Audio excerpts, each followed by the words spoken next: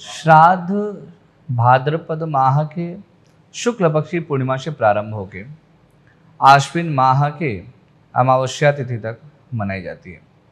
इस वर्ष जो है श्राद्ध माह 17 सितंबर 2024 से प्रारंभ होकर 2 अक्टूबर तक रहेगी।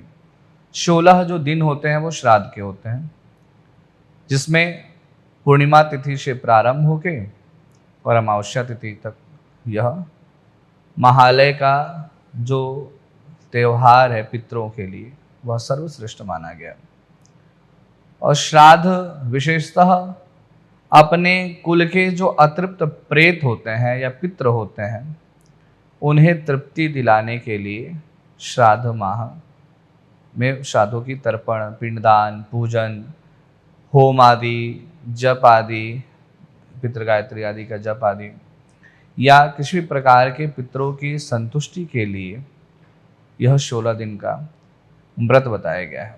इसमें जो विशेष रूप से ध्यान देने वाली बात है वह जिस दिन जिसके पिता माता की जो तिथि होती है उस दिन उन्हें विशेष रूप से तर्पण, उनके निमित्त पिंडदान, ब्राह्मण भोजन और जो उनसे उचित बन सके हुए उन्हें दान उपदान। तो ये कितनी पीढ़ी तक करना चाहिए? जैसे अभी माता पिता, दादा दादी, परदादा परदादी, तो कब कितने पीढ़ियों तक हम श्राद्ध कर सकते हैं? देखिए, नियमतः 3 पीढ़ी तक का तो श्राद्ध हमें अवश्य करना चाहिए, क्योंकि जब भी 2 शादी जो हमारे ऊपर निरूपित होता है वह 3 पीढ़ी का है और कहीं ना कहीं वर्तमान में भी व्यक्ति 3 पीढ़ी तक ही रहता है, यानी कि उसके पिताजी हैं, बच्चा है और उसका पोता है, तो 3 पीढ़ी वर्तमान में भी देखने को मिलता है। बहुत कम ऐसे होगा जिनकी 2 पीढ़ी होगी, तीसरी पीढ़ी उनकी नहीं होगी। तो 3 पीढ़ी का श्राद्ध अपने उससे ऊपर के लोगों का करना चाहिए। इसके अलावा जो अबोध मृत्यु, अकाल मृत्यु हुई हो वर्तमान, जैसे किसी का संतान क्षीण हो गया हो या फिर घर में कोई भाई, भतीजा, भाभी, इनका भी श्राद्ध अवश्य करना चाहिए। अगर किसी को लगता है कि उसके घर में भूत प्रेत है तो श्राद्ध पक्ष में ऐसा क्या किया जाए इन सब चीजों से उसको मुक्ति मिले? ऐसा हो सकता है? बहुत सुंदर सवाल है आपका। बिल्कुल हो सकता है। प्रेत और पितर 2 शब्द हैं। यहाँ लोग कंफ्यूज हो जाते हैं कि हमारे जो हम जिसके लिए भोजन करा रहे हैं या दान दे रहे हैं वो पितर हैं वो या प्रेत हैं। अब ये कैसे पता करेंगे कि वह प्रेत योनि में है या पितृ योनि में है? जब आपको ये बात आभास हो जाएगा कि ये हमारे पितर हैं और ये हमारे प्रेत हैं, वहीं जो है आपके जीवन का जो यह घर परिवार में जो प्रेत दोष के कारण भूत, पिशाच या घर में कलह, कार्यों में उन्नति ना होना, ये सभी चीजें वहीं रुक जाएगी, थम जाएंगी। तो ये पता कैसे लगेगा है पितर है या प्रेत है? जी देखिए, जब किसी भी व्यक्ति का अकाल मृत्यु होता है, जल के, डूब के, किसी एक्सीडेंट से या भयावह रोग से, जैसे किसी को टीबी हो गया, टीबी के कारण ही उसकी जान चली गई, किसी को कैंसर हो गया, किसी को ब्रेन हेमरेज हो गया, किसी भी प्रकार के घातक रोग से कैंसर हो गया, तो यह सब रोग ही पितृदोष का कारण है। जिस घर में पितृदोष होगा उस घर में ये रोग मिलेंगे। और पितृदोष लगता कैसे है, सबसे पहले हम लोग ये जान लें, जब हमारे परिवार में किसी व्यक्ति की नेचुरल डेथ हो या अकस्मात मृत्यु हो, ऐसे परिस्थिति में जब हम उसकी अंत्येष्टि क्रिया विधि पूर्वक नहीं कर पाते हैं तो यह दोष उत्पन्न होता है। कुंडली में भी देखने को मिलता है और वैसे लाइफ में प्रत्यक्ष रूप से ये देखने को मिलता है। अब इसकी शांति की विधि यह है कि आपको लगता है कि आपके घर में किसी की लंबे समय से बीमारी कारण मृत्यु हुआ है, कोई जल के मृत्यु को प्राप्त हुआ या बार बार गर्भ क्षीण हो जा रहा है। अक्सर बच्चे जो है पति पत्नी कपल संतान के लिए प्रयास करते हैं, कंसीव नहीं हो पाता है बच्चा और डॉक्टर के पास जाता है, डॉक्टर कहता है कि नॉर्मल रिपोर्ट है, फिर भी उन्हें कंसीव नहीं हो पा रहा है। इसके अलावा अगर कंसीव हो जाने के बाद 2 माह, 3 माह, चौथे माह, 5वें माह या कई बार लोगों को 9 महीने बाद ही बच्चा जो होते ही गर्भ से क्षीण हो जाता है या गर्भ में 9वें महीने में क्षीण हो गया, तो ये सब कहीं ना कहीं यह संकेत देता है कि आपके घर में प्रेत दोष है, पितृ दोष नहीं है, प्रेत दोष है। अब प्रेत दोष कैसे लगा, तो कहीं ना कहीं आप अपने माता पिता, अपने बुजुर्गों की अंत्येष्टि क्रिया विधि पूर्वक नहीं कर पाए। अक्सर आजकल लोग क्या करते हैं, एक प्रचलन चला हुआ है, 4 दिन में, 3 दिन में, 2 दिन में लोग हवन कर देते हैं मृत्यु के बाद से, तीसरे चौथा 13वीं कर देते हैं। देखिए, एक छोटा सा उदाहरण इसके ऊपर दूंगा। हमारे हाथ हथेली पे घाव हुआ है, डॉक्टर के पास जाएंगे, डॉक्टर कहेगा भैया ये 5 दिन का मेडिसिन है, आप खाइए, 5 दिन में आपका घाव ठीक हो जाएगा। संजोग से अगले दिन मेरा एग्जाम है, लिखना है, हाथ वर्क कर नहीं रहा है क्योंकि घाव है। अब हम ये सोचें कि 5 दिन की दवा 1 दिन में ही खा के हम घाव को ठीक कर लेंगे, तो ये संभव है? कदापि नहीं। और दूसरा रोग हम पाल लेंगे, हो सकता है वो दवा जो है साइड इफेक्ट कर दे या तत्काल कुछ जीवन में घात उत्पन्न कर दे। तो इसी प्रकार से जब व्यक्ति श्राद्ध कर्म के लिए यानी 13वीं को तीसरे, चौथे, 5वें दिन करता है, तो बहुत सारे लोगों के जीवन में तत्काल कोई ना कोई घटना घटित हो जाती है। नोटिस किया होगा आपने, या 6 महीना 5 महीने बाद फिर किसी की मृत्यु हो जाती है, या घर में कोई बीमार पड़ने लगता है, या उसके ऊपर प्रेत साया आने लगता है, हाँ, नाना प्रकार के स्वप्न आने लगते हैं। तो ये इसका साइड इफेक्ट है। लेकिन जैसे अगर आप शास्त्रमत तरीके से मृत व्यक्ति के लिए शपिंडीकरण करते हैं, यानी 10वें दिन 10 गात्र मुंडन करना, 11वें दिन शपिंडीकरण करना, और 12वें, कलयुग में 12 दिन का 13वीं बताया गया किसी के लिए भी, है ना। जनरली ब्राह्मण, क्षत्रिय, वैश्य, शूद्र किसी के लिए भी 12 दिन। कलिकाल में समय का अभाव है लोगों के पास, तो कम से कम 12 दिन का सूतक समझना चाहिए। तो इस प्रकार से 11वें दिन शपिंडीकरण करने से पितृ मिलन हो जाता है। जब वह प्रेत के लिए जब पिंडदान करते हैं और उसको पिता, दादा, परदादा, माता, दादी और परदादी में मिला देते हैं, तो वह पितर बन जाता है। और यही प्रक्रिया नहीं होने के कारण वह प्रेत बन जाता है। तो जब आप उसके निमित्त भोजन कराते हैं, वह प्रेत रूपी व्यक्ति आपके घर में, जैसे उसकी तिथि निकट आएगी या अमावस्या, हर महीने की जब अमावस्या घर में आएगी, तो उस अमावस्या से 5 दिन पहले, नोटिस कीजिएगा, जिनके घर में पितृदोष वो अक्सर इस बात को नोटिस कर सकते हैं, एकादशी से ही उसके घर में कलह, कलेश, नुकसान होना स्टार्ट हो जाएगा, और अमावस्या तक बहुत ज्यादा कलह रहेगा। फिर अमावस्या से धीरे धीरे डाउन होने लगेगा, पंचमी तक जाके वह कलह, कलेश शांत होने लगेगा। तो उसके पीछे रीजन ये है कि उनके जो पितृ हैं वो एक प्रेत योनि में हैं, और वो अमावस्या के समय भोजन करना चाहते हैं, तो वो एकादशी से ही घर में विराजमान हो जाए, क्योंकि वो प्रेत रूपी है। प्रेत वो क्या है, सिर्फ दिखता है, वो देख सकता है किसी भी चीज को, वो देख सकता है, वो खा नहीं सकता है, उसको पी नहीं सकता है, वो सूंघ नहीं सकता है ना। बहुत सारी आपने कहानी सुनी होगी एकादशी के व्रत कथाओं में। प्रेत की मुक्ति के लिए जो सबसे शास्त्रमत सबसे उत्तम व्यवस्थाएं बताई गई हैं शास्त्र में, वो नारायण बलि या फिर त्रिपिंडी श्राद्ध का, जिससे किसी भी गंगा के तट पे, तालाब, सरोवर के तट पे आप इसे संपन्न करके अपने कुल के प्रेत की शांति कर सकते हैं। और प्रेत की शांति होने से घर की सारी समस्याएं समाप्त हो जाती है। और अगर किसी घर में सिर्फ एक पीढ़ी नहीं बल्कि 2 पीढ़ी में भी ऐसा हो रखा है कि उसके 2 पीढ़ी के जो पूर्वज हैं वो प्रेत योनि में हैं, एक त्रिपिंडी श्राद्ध से दोनों का एक साथ सॉल्यूशन हो सकता है, या फिर दोनों के लिए अलग अलग करना पड़ता है? देखिए, ये दोष पीढ़ी दर पीढ़ी लगता है, ये ब्लड का दोष है।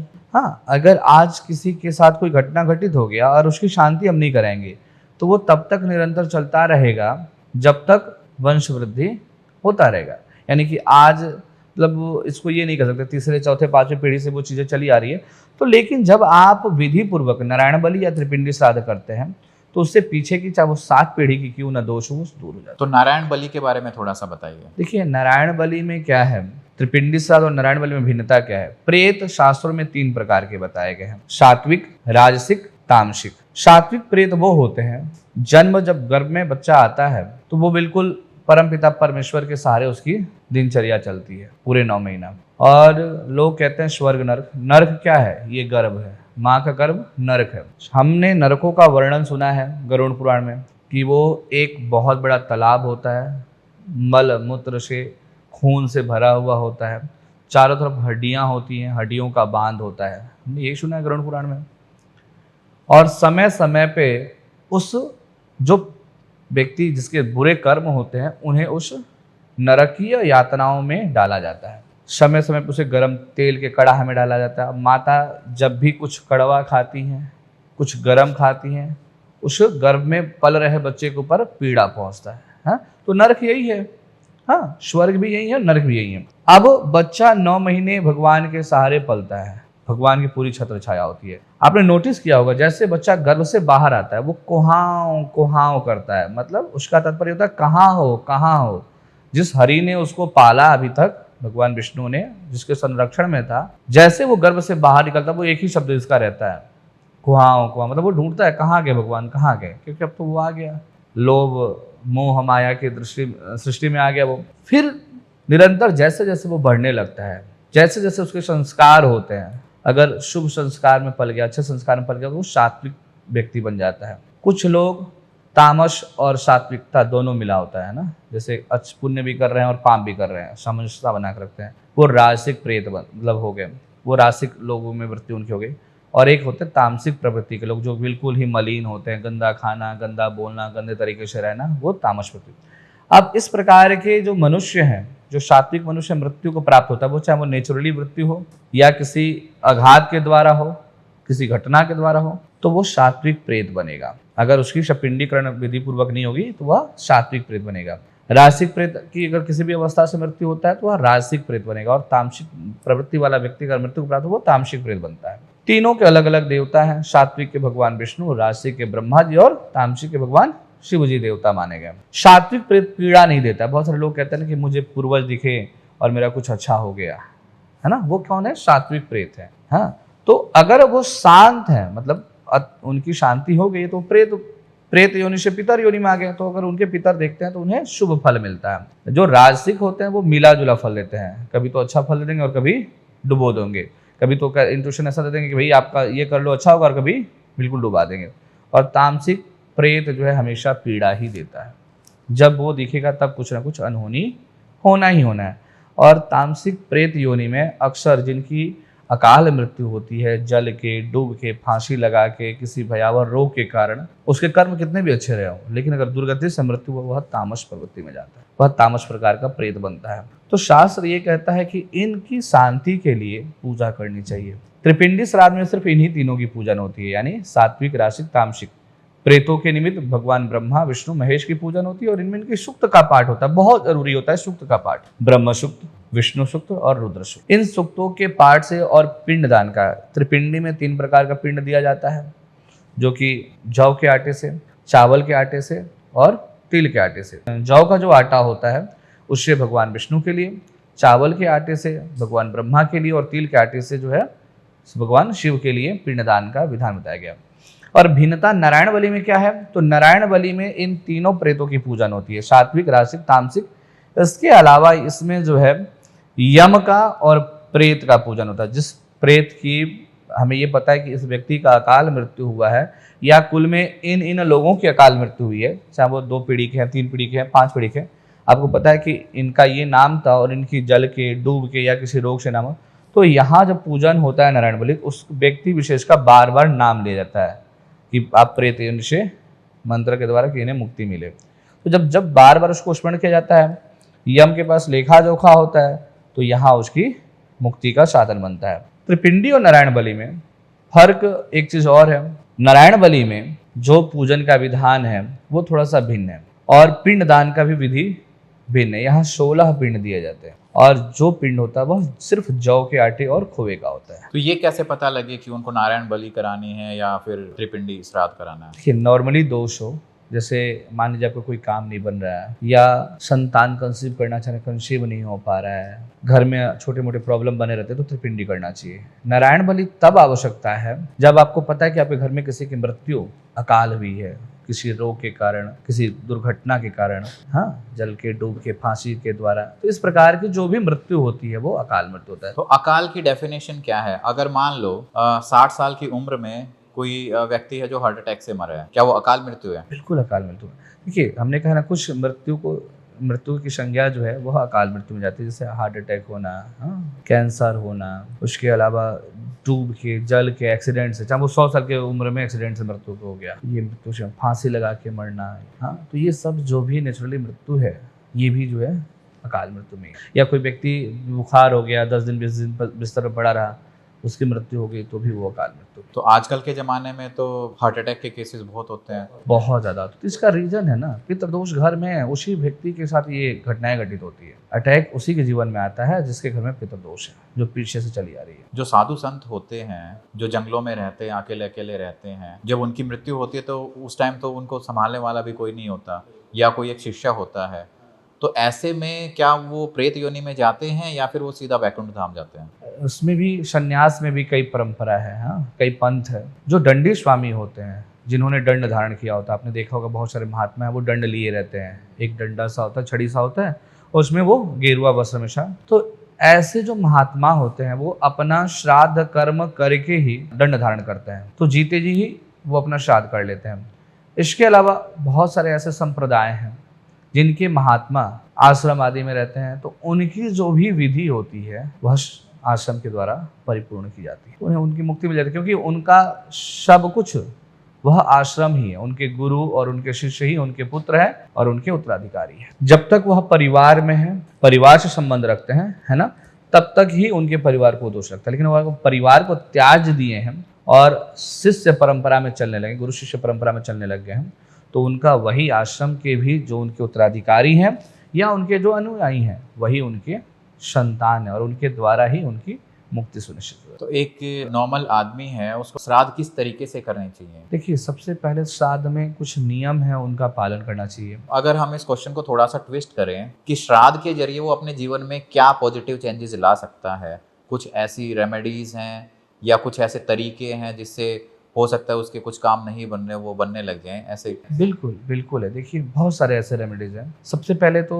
उस व्यक्ति विशेष को श्राद्ध में, जिनके माता पिता जीवित हैं और जिनके नहीं भी जीवित हैं, उन दो सबके लिए है ये चीज़ें कि सात्विकता अपनाना चाहिए, क्योंकि पूरे 16 दिन पितृ जो है मृत्यु लोक पे वास करते हैं। उनके जो पूर्वज हैं, चाहे वो प्रेत योनि में है वो पितृ योनि में, तो पितृ योनि में होंगे तो वह मुक्त हो गए, यानी आपके पूर्वज है, और अगर नहीं तपते हैं तो वह प्रेत योनि में, फिर भी वो आपके द्वारा दिए हुए श्राद्ध का इंतजार करते हैं। तो जब तक प्रेत योनि में है तब तक उनका पुनर्जन्म नहीं होता है? पुनर्जन्म भी नहीं होगा, ना ही उनको दिया हुआ कोई दान उपदान लगेगा, किसी प्रकार का उनके निमित्त किया हुआ शुभ या अशुभ कार्य फलित नहीं हो पाता है। तो सभी के लिए जो जरूरी है वो ये है कि वो व्यक्ति विशेष के लोग श्राद्ध पक्ष में सात्विकता अपनाएं, खान पान का विशेष रूप से ध्यान दें, और जिनके माता पिता नहीं हैं उन्हें पूर्णिमा से लेके, यानी भाद्रपद शुक्ल पक्ष की पूर्णिमा से लेके अमावस्या तिथि पर्यंत तर्पण करना चाहिए। बहुत जरूरी है तर्पण। तर्पण के द्वारा जो है उन्हें तिलांजलि मिलती है, तो उनकी क्षुधा जो होती है वह तृप्त होती है, यानी जल से,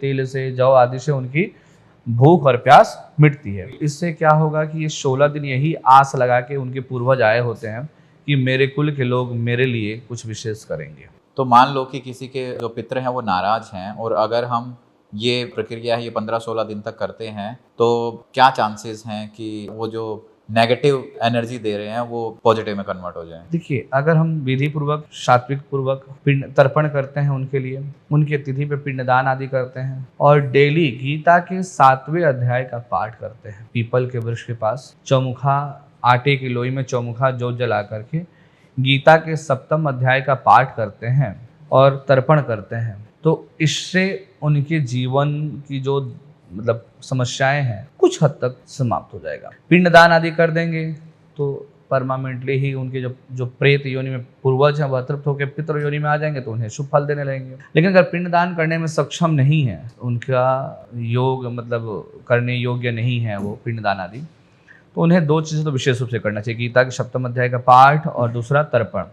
इसके अलावा भी पितृ दोष को दूर करने के लिए शास्त्रों में बहुत सारे उपाय बताए गए हैं। आप डेली खीर बनाइए, खीर के ऊपर थोड़ा सा शहद, थोड़ा जौ और तिल, थोड़ा तिल किसी भी प्रकार का हो, काला, सफ़ेद, भूरा, 3 प्रकार के तिल होते हैं, काला, सफ़ेद और भूरा, तो किसी प्रकार का तिल हो, थोड़ा सा तेल डाल दें, एक गुड़ का टुकड़ा रख दें और इस किसी पात्र में रख के उसको सर से 3 बार वार करके किसी भी नदी, सरोवर या तालाब में प्रवाह करते हैं, तो इससे भी पितृ दोष में लाभ मिलता है। दूसरा एक रेमेडीज है, पका पीला पेठा लें, सीताफल। सीताफल को भी घर से या अपने मस्तक से 3 बार घुमाना है ना, और घुमा करके दोपहर समय में जो भी ये प्रोसेस करना है ना, वो आतुर काल में करना है। पितृ जो है आपके दिए हुए श्राद्ध को तब ग्रहण करते हैं जब दिन के 11 बज जाते हैं, 10:55 के बाद ही श्राद्ध कर्म करने का विधान है। ये लोग भूल जाते हैं, बहुत सारे लोग।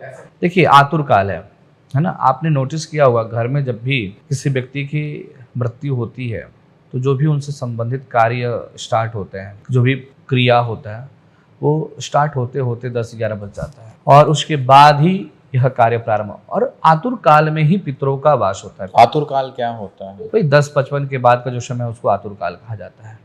और उस काल में ही पितृ को दिया हुआ दान, पितृ के निमित्त कराए हुआ श्राद्ध भोजन उन तक पहुंचता है। बहुत सारे लोग क्या करते हैं, श्राद्धों में शुभ भोजन करा देते हैं, उससे उनकी पितरों की तृप्ति नहीं होती है। तो जो भी पितरों के संबंधित जो भी कार्य करना चाहिए या पिंडदान से संबंधित पूजन करना चाहिए वह मध्याह्न बाद करें। 10:55 के बाद से करेंगे तो बहुत ज़्यादा उनको फल मिलेगा किए हुए प्रयोजन से। तो सबसे पहले पितरों को भोग लगाना चाहिए, उसके बाद स्वयं भोजन ग्रहण करना चाहिए। बिल्कुल, पितरों के लिए आप भोजन निकालें और उस भोजन को गौ को खिला दें, क्योंकि गौ के अंदर, गौ माता के अंदर 33 कोटि के देवी देवताओं का वास होता है। और 5 प्रकार के ग्रास बताए गए हैं पितरों में, खास करके कनागत में, पितृपक्ष में, गाय का, कौवा का, चींटी का, कुत्ते का, और साथ में अपने पूर्वजों के लिए ग्रास जरूर निकालना चाहिए। 5 ग्रास जो है नियमित रूप से 16 दिन श्राद्ध में करना। ग्रास मतलब दूसरे के लिए निकाला हुआ भोजन। तो ये 5 प्रकार की जो है भोजन, 5 प्रकार के लोगों के लिए भोजन अवश्य पितरों के निमित्त करना चाहिए। तो इससे भी पितृ देवता प्रसन्न होते हैं और आपके घर में जो नेगेटिव चीज़ें चल रही हैं वो धीरे धीरे ठीक होने लगती है। तो एक तो हमने आपको बताया खीर का प्रयोजन, दूसरा पेठे का प्रयोजन। पेठे का प्रयोजन को आपको घुमाना है और दोपहर समय ही पीपल के पास रख के उसके ऊपर चौमुखा जो जला देना है सरसों तेल का। जो समस्याएं आपके लाइफ में चल रही हैं वह उसके लिए प्रार्थना कर लेना है। और गीता का जितना पाठ कर सकते हैं, गीता के 7वें अध्याय का अधिक से अधिक पाठ कीजिए, इससे भी पितृदोष में लाभ मिलेगा।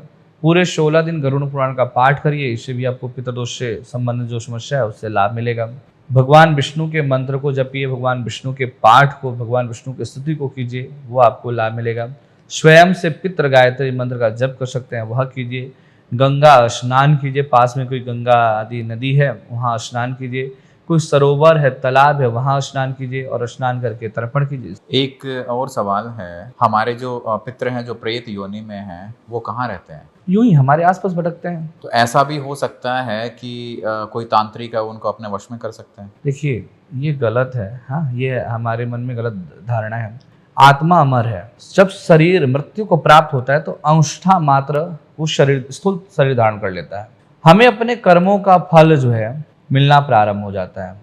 कब? जैसे ही उस व्यक्ति के निमित्त श्राद्ध कर्म संपूर्ण हो जाते हैं। जो भी उस शास्त्रमत चीजें, जैसे शास्त्रों में वर्णन है कि श्राद्ध क्रिया में 5 धातु का दान करने से भी उसकी मुक्ति मिल जाती है। सोना, चांदी, तांबा, लोहा, है ना, ये सब चीजें को, इन सब चीजों को दान करने से भी अगर किसी कारणवश कोई व्यक्ति प्रेत योनि में चला गया तो भी उसकी मुक्ति मिल जाती है। शास्त्रों में यह भी वर्णन है कि 4 दिन के अंदर गंगा जी में उसकी अस्थि विसर्जन हो गया तो भी वो प्रेत योनि से मुक्त हो जाता है। तो हवा को कोई बांध नहीं सकता है, प्रेत को कोई बांध नहीं सकता है। जिस प्रकार से हवा को कोई रोक नहीं सकता, बांध नहीं सकता, उसी प्रकार से प्रेत आत्मा को कोई बांध नहीं सकता है। ये मेरे साथ भी बहुत सारी, मेरे पास भी इस प्रकार के बहुत सारे लोगों का सवाल आता है कि गुरुजी हमारे बच्चों को उसने कुछ क्रिया करके मार दिया और शमशान से उसकी राख वगैरह ला के और हड्डी उड्डी ला के उसको बांध रखा है। ऐसा कदापि नहीं हो सकता है, ये उचित नहीं है और न ही ऐसा संभव है। मान लो कोई भक्त आदमी है, मतलब बहुत पूजा करता है भगवान की, उसके घर का वास्तु वगैरह भी सही है, लेकिन उसकी कुंडली में पितृ दोष है, तो क्या वो ग्रो कर पाएगा? कभी नहीं। देखिए पितृ दोष वो दोष है जैसे घर के अंदर दीमक लग जाता है। घर बाहर से बहुत सुंदर दिखता है और अंदर से दीमक उसको खोखला कर देता है। इसी प्रकार से जब व्यक्ति दोष है, पितृ दोष, और धर्म के रास्ते पे चलता है तो वो जहां उसको उसके धर्म का 100% फल मिलना चाहिए वो 10% ही मिल पाता है। समझ गए आप? अगर पितृ दोष नहीं है तो 100% का 100% उसके पुण्य के फल प्राप्त होते हैं।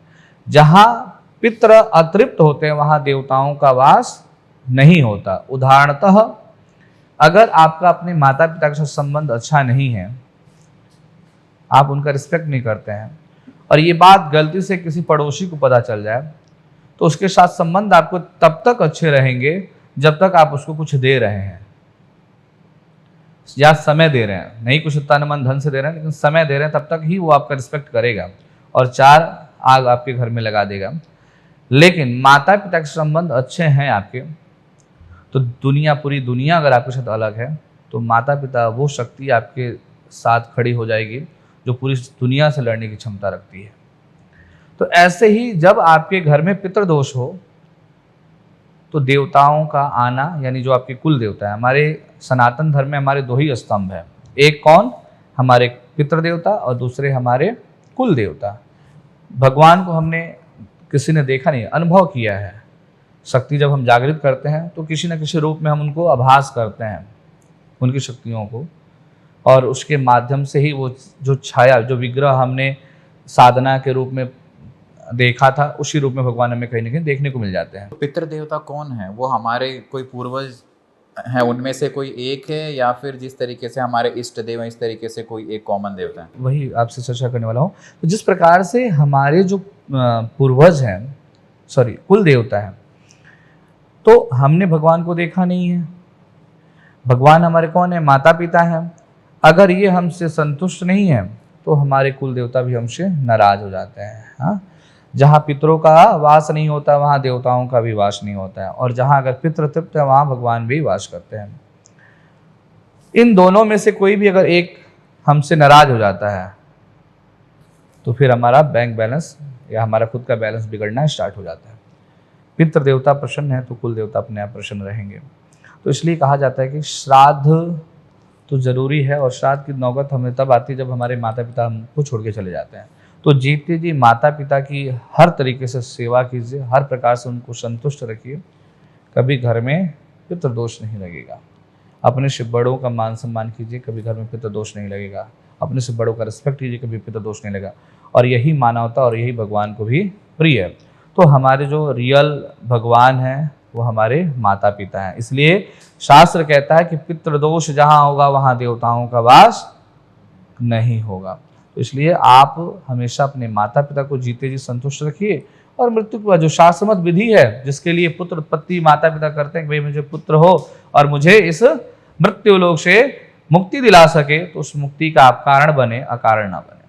हायरार्की क्या होती है? मतलब पितृ देवता, कुल देवता, इष्ट देवता, ग्राम देवता, तो इनमें मतलब बड़ा कौन है, छोटा कौन है? सबसे श्रेष्ठ जो हमारे माने जाते हैं शास्त्रों में वो पितृ देवता है ना, क्योंकि जिन्होंने जन्म दिया है वही हमारे लिए भगवान है। हमने सुना है ना कि पालने वाले भगवान विष्णु, हाँ, जन्म देने वाले भगवान विष्णु, सब कुछ भगवान विष्णु। जन्म वहीं से आता है आदमी और वहीं में चला जाता है। मतलब विष्णु के द्वारा उत्पत्ति होती है और विष्णु प्रभु के कृपा से ही सब व्यक्ति क्षीण हो जाता है। तो ऐसे में जन्म देती हैं हमारी माँ और पिताजी के माध्यम से पुत्र का उत्पत्ति होता है, संतान का उत्पत्ति होता है। हमें चलना, हमें समय समय पे खाना, खुद ना खा के, खुद ना कुछ करके हमारे लिए सब कुछ करते हैं, सब कुछ त्याग करके हमारे लिए हर समय हर सामग्री का उपयोग उपलब्धता दिलाते हैं। तो रियल भगवान हमारे माता पिता हैं। तो इनमें जो सबसे बड़ा है वो हमारे पितृ देवता हैं। पितृ देवताओं के बाद कुल देवी आती हैं। कुल देवता हैं, किसी के इष्ट अलग होते हैं और कुल देवता अलग होते हैं। कुल देवता का तात्पर्य जिनकी पीढ़ी दर पीढ़ी पूजा चलती आ रही है, वो आपके कुल के देवी हुए या कुल के देवता हुए।